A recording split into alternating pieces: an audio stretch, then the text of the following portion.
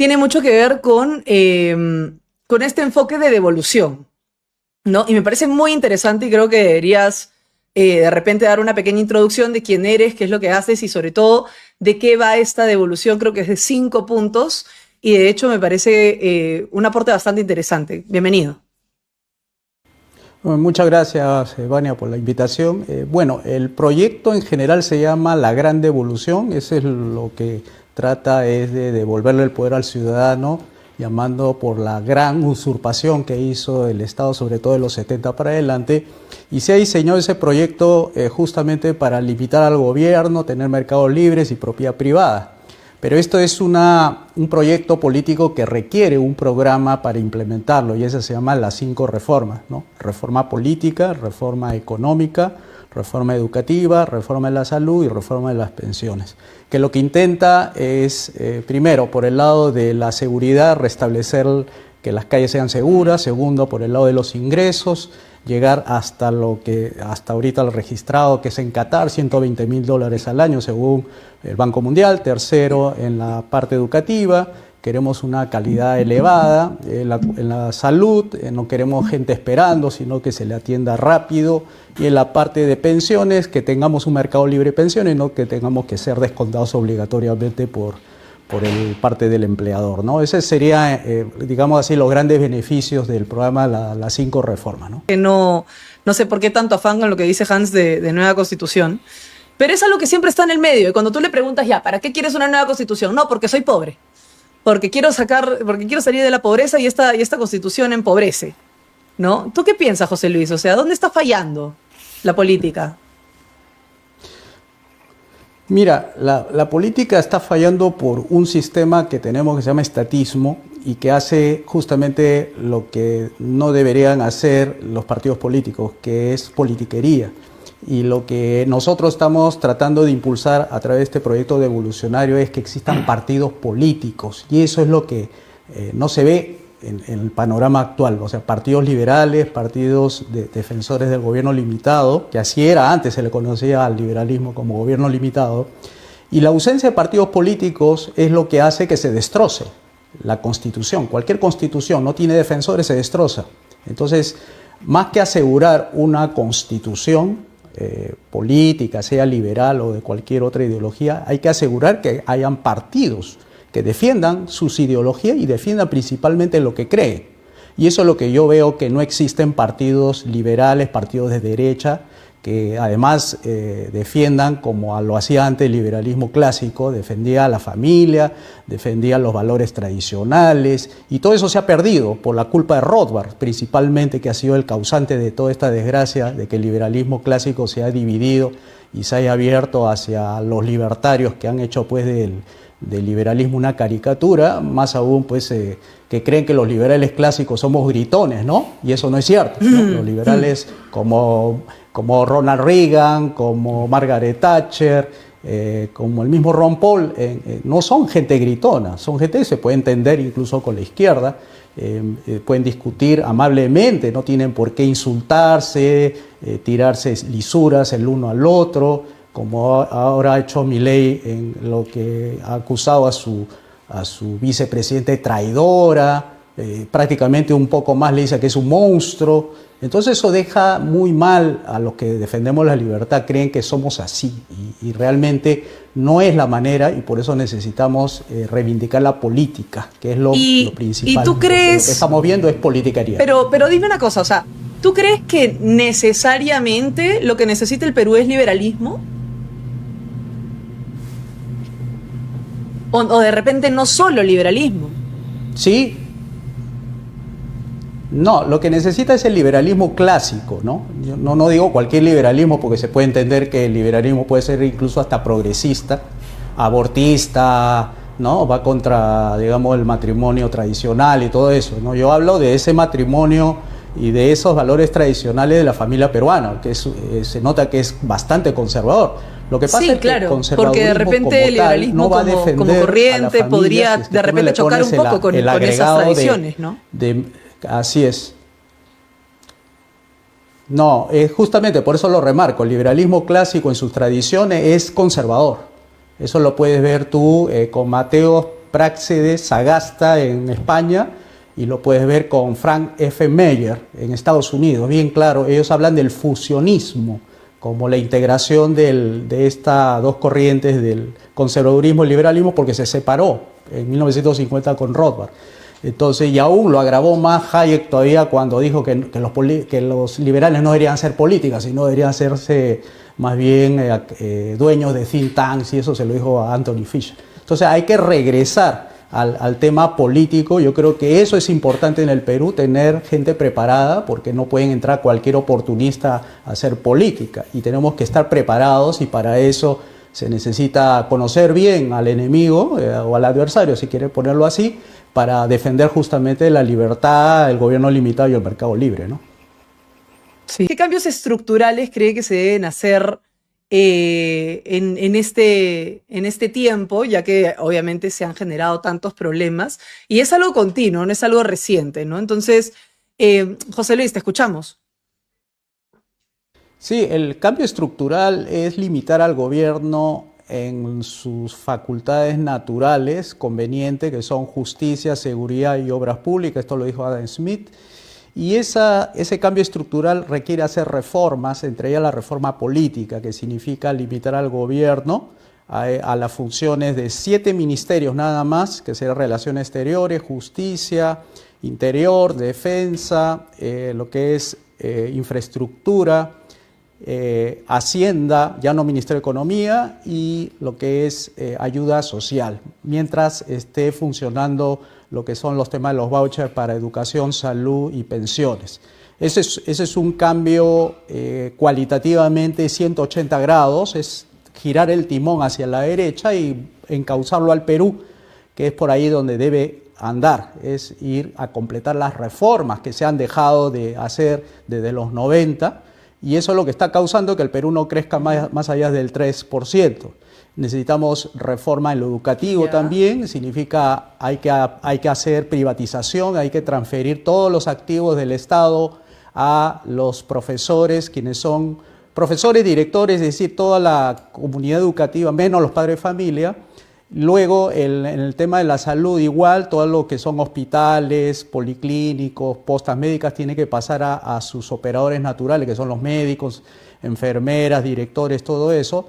Y finalmente todos los activos que haya para el lado de lo que es pensiones, ONP, todo eso también hay que privatizar y transferir a todos sus operadores naturales.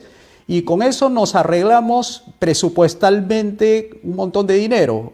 Ahorita se está gastando más o menos 250.000 millones de soles, al cual tenemos que restarle más o menos unos 190.000 millones, nos quedaremos con unos 60.000 millones para cubrir esos 7 ministerios y punto. Con eso le estamos devolviendo cerca de 100.000 millones a los ciudadanos y tendrán que pagar menos impuestos, y hay que desregular completamente la economía, privatizar las 110 empresas públicas y abrir todos los mercados. Esa es la solución, esa es la solución. Yo no veo otro, porque todo lo que se ha venido haciendo es más de lo mismo, los partidos políticos están inclinados más hacia la izquierda, y tenemos más de lo mismo, y ahí están los resultados. No salimos de la pobreza, 10 millones de pobres hasta ahora, prácticamente 2 millones en la extrema pobreza, y eso es insoportable para por lo menos las personas que nos interesamos en los asuntos públicos, ¿no? ¿Qué opinas de la obra en general y del rol del Ministerio de Transportes y Comunicaciones en todo esto? El tren no va a avanzar porque el Estado lo detiene, así de simple. O sea, estando metido el Estado en temas que no le compete, que es gestionar trenes, cosas por el estilo, ahí tenemos la incompetencia, ¿no? Lo que tenemos que hacer es concesionar el 100% a la inversión privada y que se encargue de la gestión, porque es una necesidad de la ciudad de Lima tener transporte moderno. Y es así porque las personas pierden 2 horas al día en transportarse de un lugar a otro, y tenemos que mirar medios modernos que hagan que esto se traslade de una manera lo más rápida y eficiente posible, porque la productividad de los trabajadores va a bajar en la medida que lleguen cansados. Y lo que menos queremos es que los trabajadores rindan menos, queremos más bien que la productividad se eleve, así se eleva sus ingresos.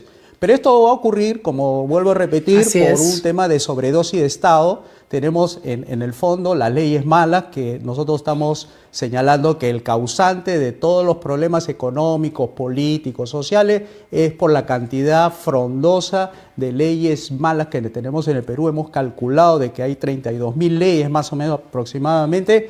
20.000 creemos es que lo que hay que derogar, y eso significa un Congreso liberal, un Congreso no para promulgar leyes, sino para derogar leyes, para poner las cosas en su sitio, porque hay que poner las cosas en su sitio.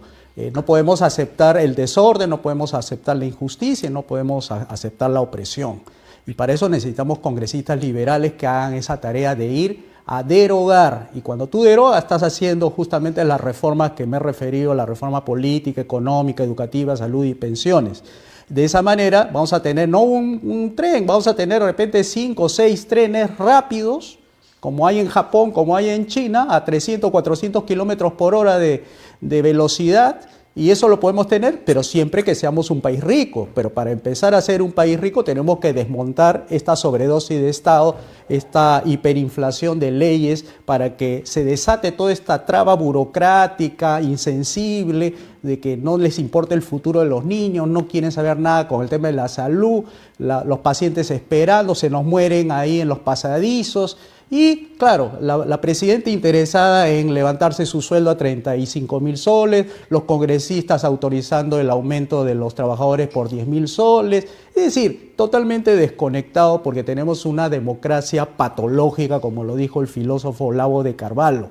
Entonces tenemos que restituir justamente esos derechos ciudadanos que se han perdido a lo largo del tiempo y que lo ha tenido pues en cierta manera éxito. La izquierda tenía un éxito, no ha sido un fracaso, ha sido un éxito en lo político, Sí, claro. porque a pesar de todos los destrozos que ha hecho a la moral, ha hecho destrozos a la economía, ha hecho destrozos a las mismas instituciones, a la Defensoría, a la Fiscalía, ahí están mandando sin partidos políticos. O sea, ellos gobiernan a través de los partidos de derecha que supuestamente no deberían hacer lo que hace la gente de la izquierda, pero todos están infectados del Manifiesto Comunista de 1848. Todo lo que dice los 10 puntos están en los planes de gobierno de los partidos políticos actuales. Por eso, insisto, debería haber un partido de derecha, liberal, clásico, para que haga el contrapunteo contra los que son los causantes, que es el grupo de Perú Libre. Es decir, ellos han sido honestos en poner sobre la agenda el tema de la Constitución, la nueva Constitución. Pero ¿qué ha hecho la derecha mala? No ha puesto nada como propuesta. Simplemente se ha defendido diciendo no a la Exacto. Constitución. Pero ¿qué le propone al país, por ejemplo, la derecha? Exacto. No le ha propuesto reforma, no le ha propuesto limitar al Estado, no le ha propuesto mercado libre, simplemente ha reaccionado frente a una propuesta de la izquierda. Entonces, la izquierda mete goles, mientras la derecha está ahí, como se dice, tapando esos intentos de goles que quiere meter la izquierda. Si la derecha no se reforma, bueno, vamos a tener el Perú para el próximo año, vamos a tener que estar entre Haití o Venezuela. Haití, el vaticino que tenemos nosotros en el Movimiento 5 Reformas es, si gana la derecha tal como la que estamos viendo, gana una Acuña, gana un Podemos o gana el señor López Aliaga, los de la izquierda le van a incendiar el país, no van a dejar que gobierne y seguramente van a salir inyectados a los 6 meses. Y si en caso gana la izquierda, no vamos para Venezuela. O sea, ese es el problema que tenemos. O nos vamos para Haití o nos vamos para Venezuela. Y entonces eso es lo que vemos porque no hay todavía alguien que salga con el tema de las reformas. Que diga, vamos a hacer las reformas liberales para hacer un giro de 180 grados, ¿no? Quiere vetar el Perú, estamos hablando con Hans Rottiger y también con José Luis Tapia. Y justo José Luis, así como para terminar el bloque anterior, tocó un caso que tenemos que tocar sí o sí, ¿no? Petroperú. O sea, ¿qué es lo que tenemos que hacer? Porque el eterno debate es, ¿lo privatizamos o lo reformamos y hacemos una suerte de híbrido, ¿no? En el que la administración es privada, pero sigue siendo una empresa pública.